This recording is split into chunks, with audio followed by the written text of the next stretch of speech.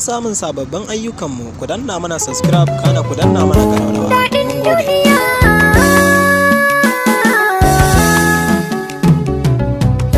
Daɗin duniya baya wuce kai ya gamo da mai sanka. Mai ƙaunar muradinka. Ni fa san ki nake. Na sani ka daina faɗi ma. Tausayin ki nake. Na yi rashin kaza na yi rama. So a zuciyake. Wai ta yaya za na guje ma. Inda tauya haƙi dole saniya take garma. Zo mu dakiri ne. Kin gani fa ban yi shiri ba. Zana ba ka zani. Ai gare ni ba sutura ba. Karkaru sa gini. Ai farin cikin ki na zaba. Rayuwar duniya armashinta sai da masoyi.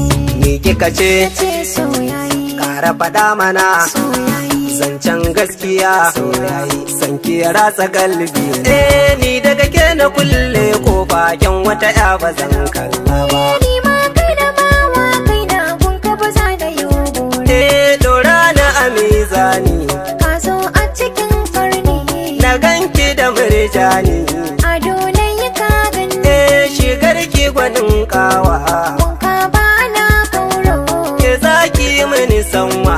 Wani na tauraro. Akan kini ba ni gudu. Sannu gwarzon tafiya. Gangare sai da gudu. Ko da zinin kibiya. Mu doshi dutsen Uhudu.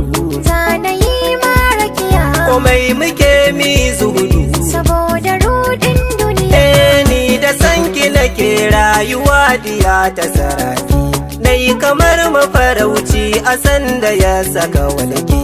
Ko kamar dokin su kuwar da bai da matuki. So kamar mali ya sanda yayi amai har baki.